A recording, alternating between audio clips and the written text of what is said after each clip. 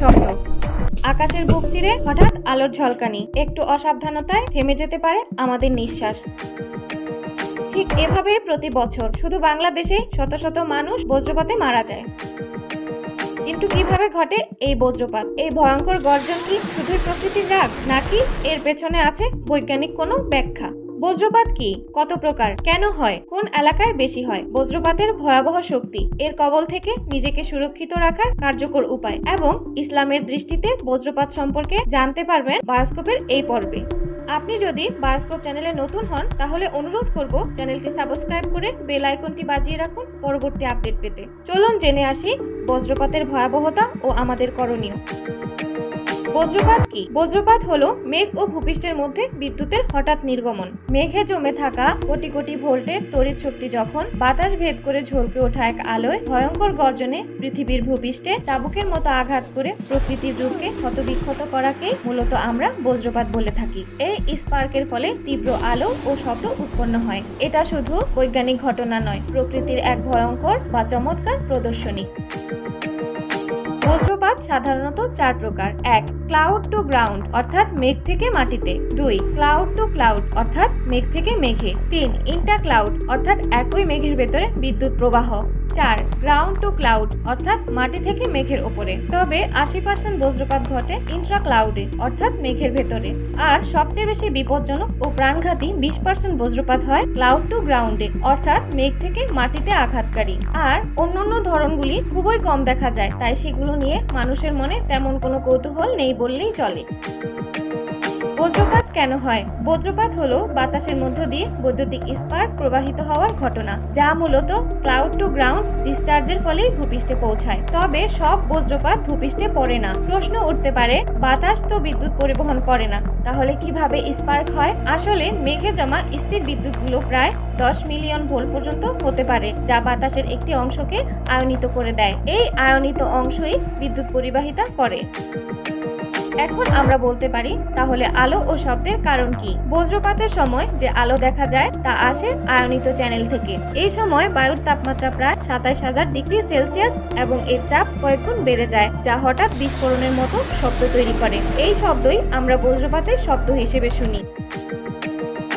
এখন আমরা বলতে পারি ভূপৃষ্ঠের চার্জ কেন থাকে? যদিও পৃথিবীর সম্মিলিত চার্জ শূন্য, তবে কেন্দ্রের তীব্র তাপ ও চাপ ইলেকট্রন বের করে পরমাণুকে ধনাত্মক করে তোলে। অন্যদিকে ভূপৃষ্ঠের বস্তু সেই ইলেকট্রন গ্রহণ করে ঋণাত্মক হয়। তখন মেঘের ওপরের ধনাত্মক চার্জ ঋণাত্মক অংশের দিকে ডিসচার্জ হয়ে বজ্রপাত ঘটায় এবং পৃথিবীর ভূপৃষ্ঠে থাকা সবচেয়ে কাছের বস্তুর উপর আঘাত করে। অর্থাৎ আপনি যদি কোনো ফাঁকা মাঠে দাঁড়িয়ে থাকেন, তাহলে মাটির সংস্পর্শে থাকা আপনি হবেন সেই ঋণাত্মক বস্তু। বজ্রপাতের শক্তি। আমাদের পৃথিবীতে প্রতি সেকেন্ডে প্রায় 100 বারেরও বেশি বজ্রপাত হয়, আর এই বিদ্যুতের তাপমাত্রা সূর্যের চেয়েও বেশি।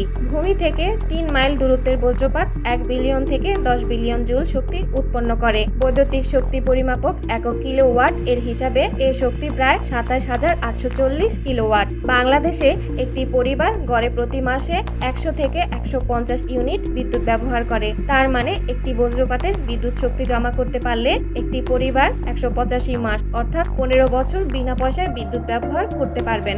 বজ্রপাতের পুরো প্রক্রিয়াটি ঘটে 1 সেকেন্ডেরও কম সময়ের মধ্যে। তবে বিজ্ঞানীরাও বসে নেই। বজ্রপাত থেকে উৎপন্ন বিপুল পরিমাণ তড়িৎ শক্তিকে ধারণ করে বিভিন্ন কাজে ব্যবহারের বিষয়ে তারা উৎসাহী হয়ে উঠেছেন এবং তা বাস্তবায়িত করে তোলার লক্ষ্যে বিভিন্ন ধরনের গবেষণা চালিয়ে যাচ্ছেন।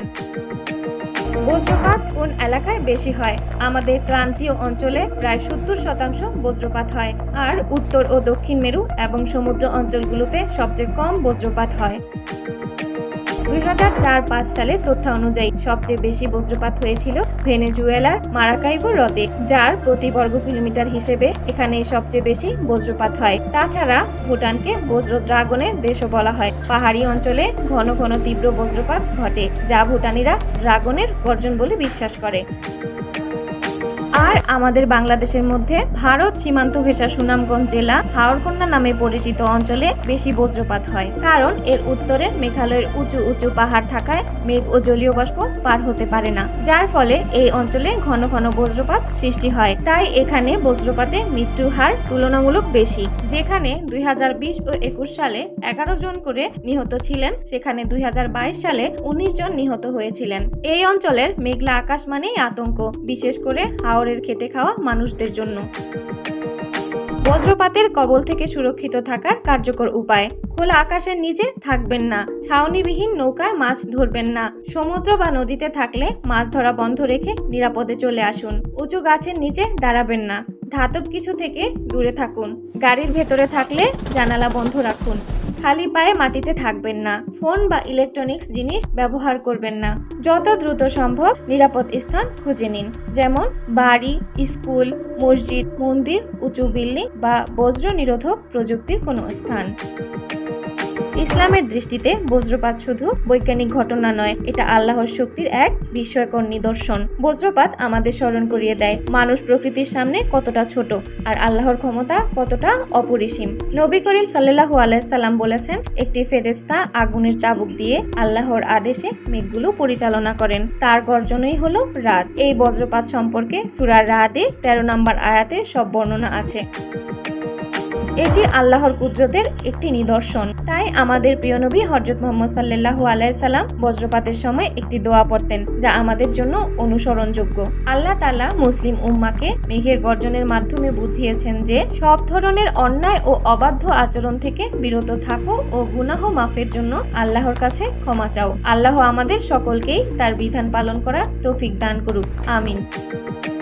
পরিশেষে আমরা বলতে পারি, বজ্রপাত শুধু প্রকৃতির ভয়ঙ্কর গর্জন নয়, মৃত্যু নিশ্চিত। তবু আমরা যদি আল্লাহর উপর ভরসা রাখি এবং বৈজ্ঞানিকভাবে সচেতন হই, তাহলে প্রকৃতির এই রহস্যময় নির্মমতার হাত থেকে নিজেকে বাঁচাতে পারি। ভিডিও কেমন লাগলো তা কমেন্টে জানাতে পারেন। এমন আরও ব্যতিক্রমী ও জীবন ঘনিষ্ঠ সৃষ্টির পেছনের গল্প জানতে বায়োস্কোপের সাথেই থাকুন, কারণ প্রতিটি সৃষ্টির পেছনে একটি গল্প আছে। আমরা চাই সেই গল্পটি আপনিও জানুন। আমাদের ভিডিওগুলো ফেসবুক থেকে দেখতে চাইলে বায়োস্কোপের ফেসবুক পেজটি লাইক ও ফলো দিয়ে রাখুন। ধন্যবাদ।